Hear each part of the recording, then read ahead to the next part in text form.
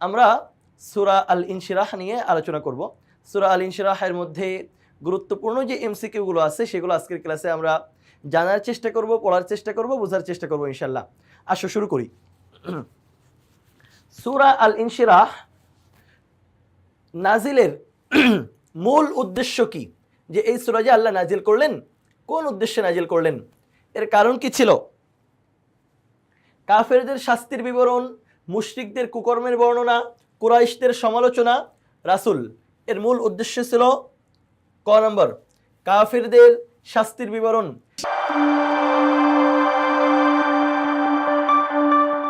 ফারগব শব্দের অর্থ কি? এটা সূরা ইনশিরাহ এর একদম শেষ শব্দ সম্ভবত ফারগব। আমি উচ্চ করেছি, আমি প্রশস্ত করেছি, অতঃপর পরিশ্রম করুন, অনন্তর মনোনিবেশ করুন। এর অর্থ হলো অনন্তর মনোনিবেশ করুন। তোমরা সূরা আল ইনশিরাহ এর যে শব্দার্থগুলো আছে সেখানে এই শব্দটা পেয়ে যাবা। শুধু এই শব্দ না, আরো অনেক শব্দও পেয়ে যাবা, সেগুলোর দিকেও একটু খেয়াল রাখার চেষ্টা করবা। তাহলে ফারগব শব্দের অর্থ হলো অনন্তর মনোনিবেশ করুন।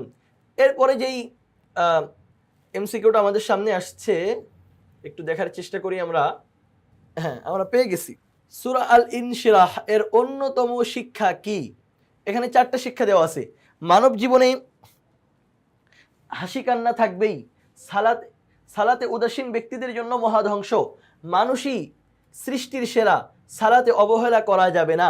দেখো 4টা কথাই সঠিক, কিন্তু সূরা ইনশিরাহ এর সাথে সম্পর্কযুক্ত কথা কোনটা? সূরা ইনশিরাহ এর সাথে সম্পর্কযুক্ত কথা হলো, সম্পৃক্ত কথা হলো মানব জীবনে হাসি কান্না থাকবেই, মানুষের জীবনে হাসি কান্না সবগুলো আসবে।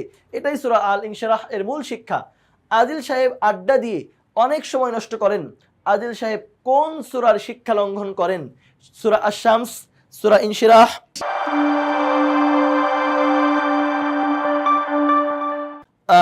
নাকি সূরা 3 অথবা সূরা মাউন?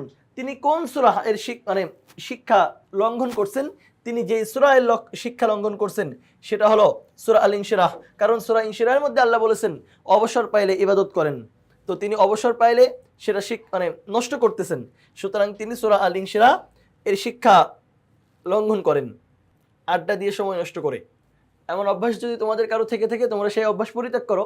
যদি এই অভ্যাস থাকে তাহলে তো সূরা আল ইনশিরাহ এটা আমরা পড়তে পারলাম, শিখতে পারলাম, কিন্তু এর শিক্ষা জীবনে বাস্তবায়ন করতে পারলাম না। অথচ কোরআন মাজিদ পড়ার মূল উদ্দেশ্যই হলো এর শিক্ষাকে জীবনে বাস্তবায়ন করা। নিচের উদ্দীপকটি পড়ে 50 ও 51 নম্বর প্রশ্নের উত্তর দাও।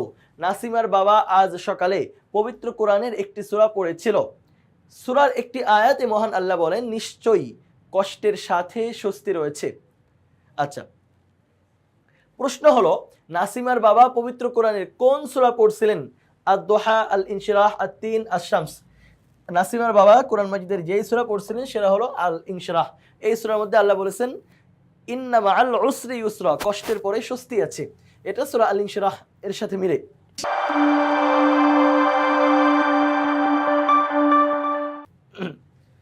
উদ্দীপক থেকে আমাদেরকে আরো একটা প্রশ্নের উত্তর দিতে হবে।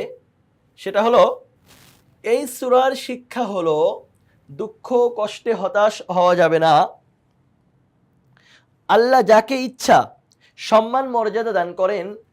আল্লাহ তাআলা সর্বশ্রেষ্ঠ বিচারক। এই সূরার শিক্ষা কোনটা?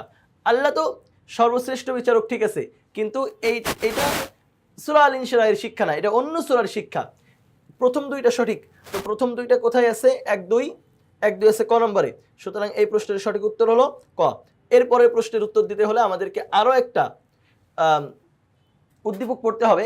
কাদির সাহেব তার এলাকার মসজিদের ইমাম হওয়ার আগে সবার প্রিয় ছিলেন, কিন্তু যখন ইমাম হওয়ার পর তিনি অন্যায় ও অবৈধ সম্পদের বিরুদ্ধে বলতে লাগলেন, তখন তিনি তাদের ঘৃণার পাত্র হয়ে গেলেন।